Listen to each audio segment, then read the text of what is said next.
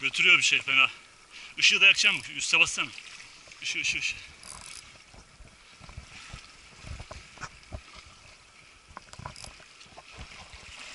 Bas. Aha burada.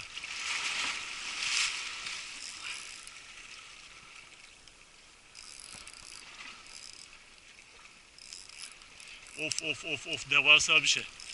Devasa bir şey. Oo. Ozan.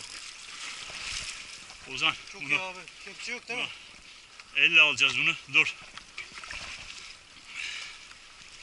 Abi oltayı. Dur. Ozan. Şeye girmediği sürece dur. Misineyi ağzına sokmadığı sürece sorun yok. Şurası. Dur.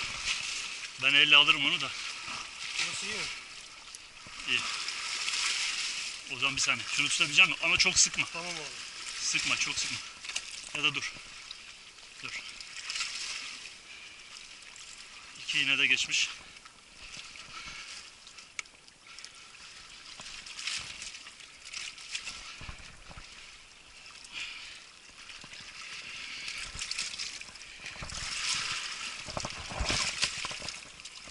Ozan dur. Dur. Misineyi kestirmeyelim de. Lan kepçesizlik. Dur. Misineyi biraz, kalamayı biraz aç. Dur.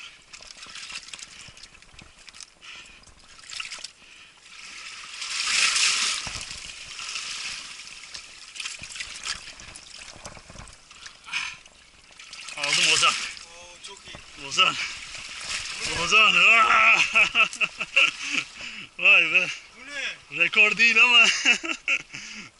Vay.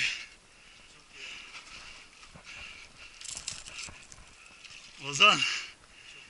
Valla 4 kilo var. Kepçesizlik işte. Oh. Valla. Kaçırabilirdik ha. Ozan devam. Devam. Daha devamı gelebilir. Yoruldum. Nasıl çektin sen bunu ya?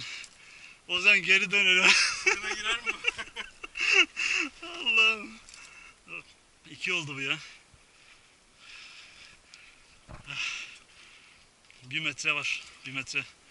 110'du, bunu şeyimiz yok ki.